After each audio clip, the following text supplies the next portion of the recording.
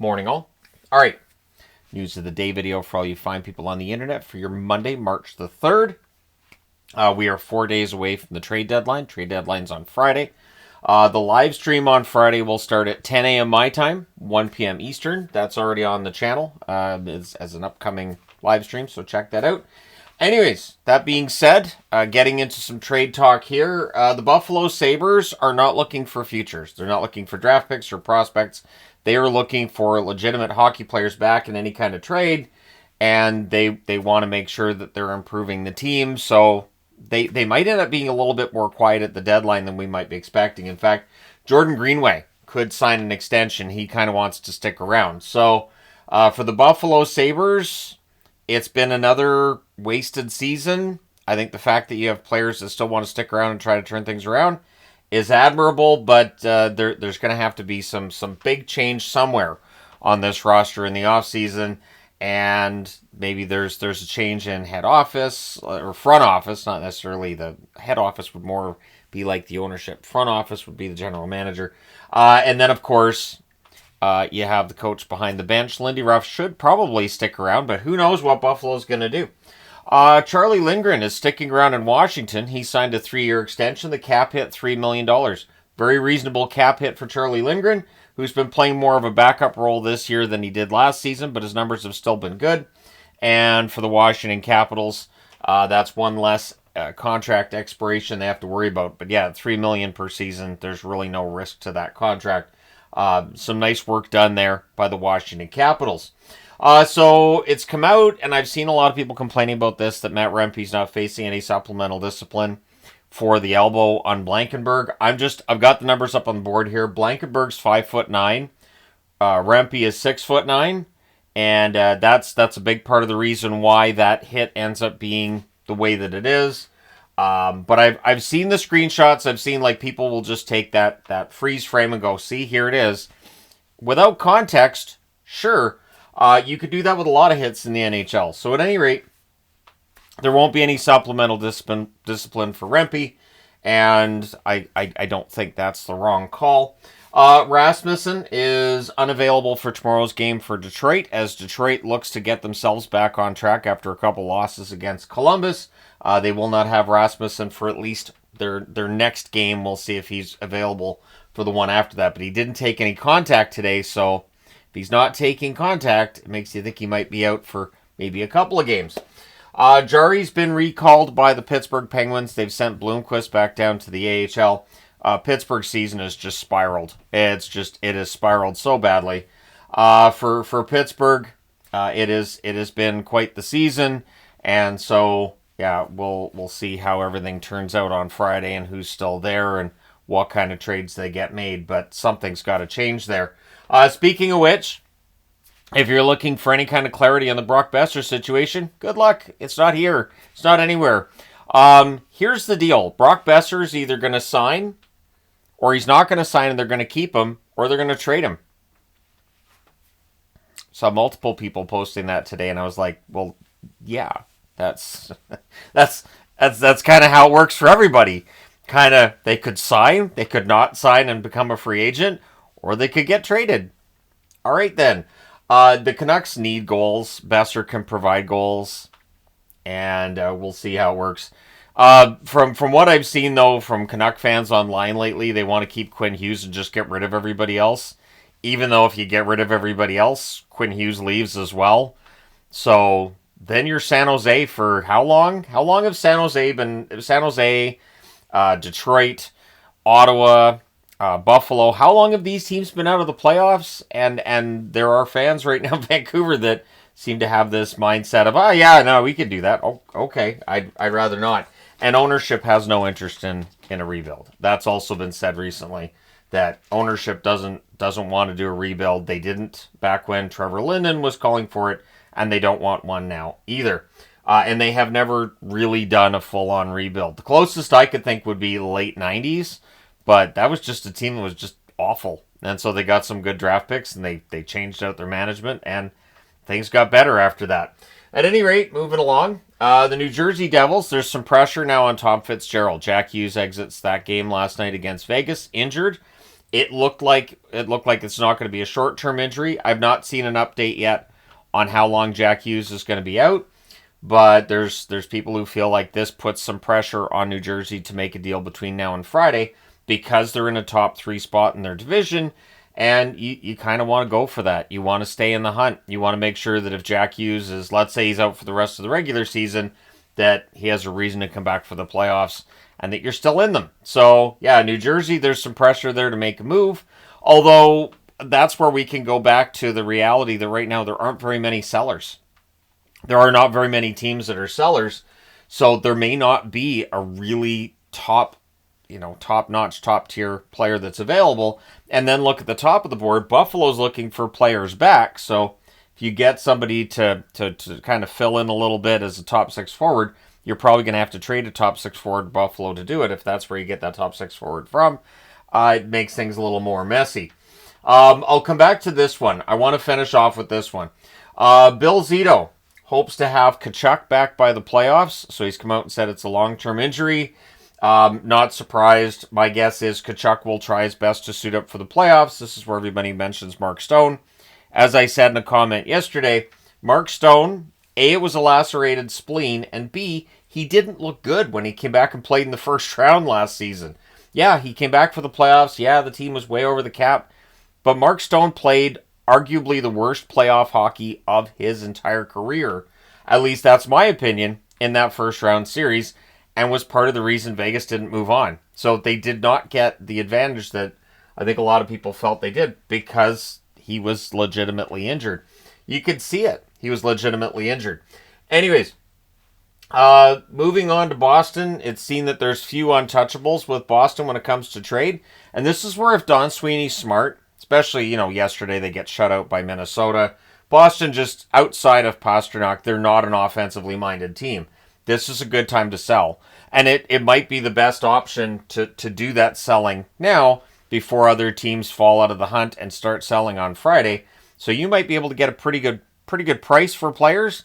Apparently they're listening on Carlo. That kind of scares me a little bit. I like Carlo a lot as a defensive defenseman, but we'll see what they end up doing. It's seen that there's few untouchables. I would think the untouchables on that team would be, Pastrnak, McAvoy, maybe a couple others. I don't know that Boston has players that you would consider truly untouchable outside of maybe those two. And again, there would be a few others that they would consider to be untouchable. Kelly McCrimmon.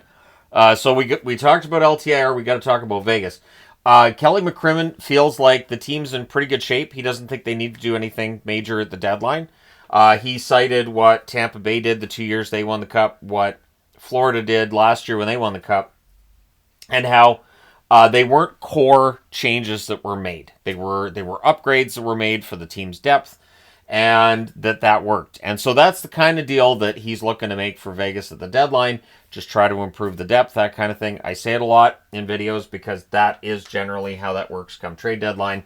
So Vegas, probably not going to be the team everybody's mad about with LTIR. It's probably going to end up being Florida.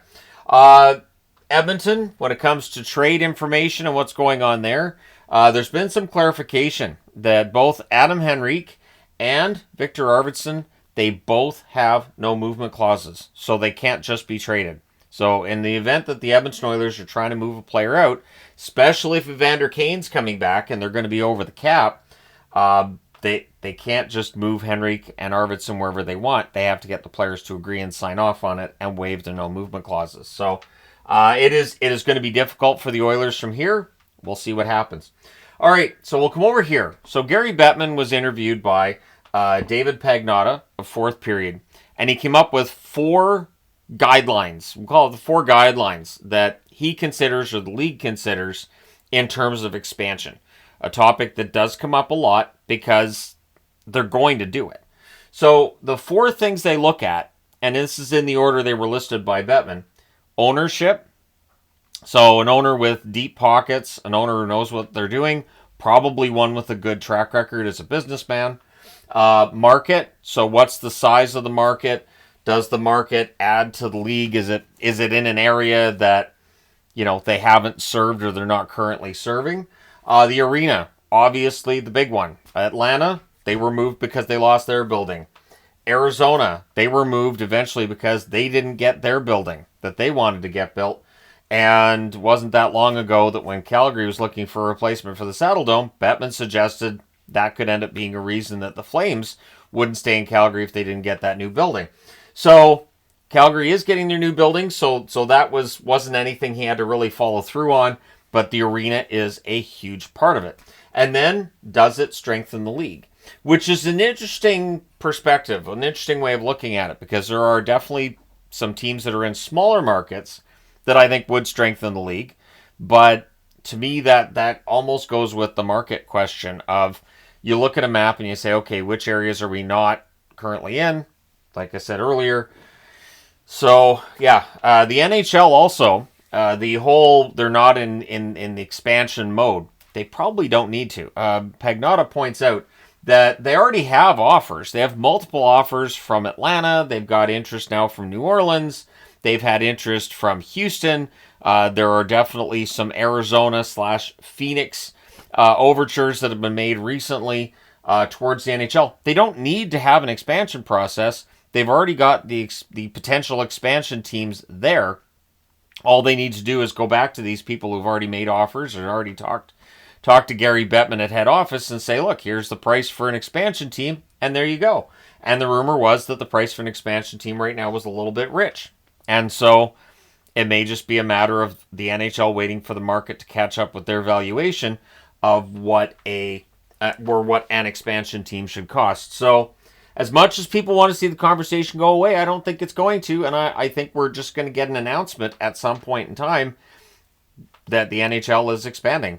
I think Houston, I think Atlanta, and then we'll see what they do from there.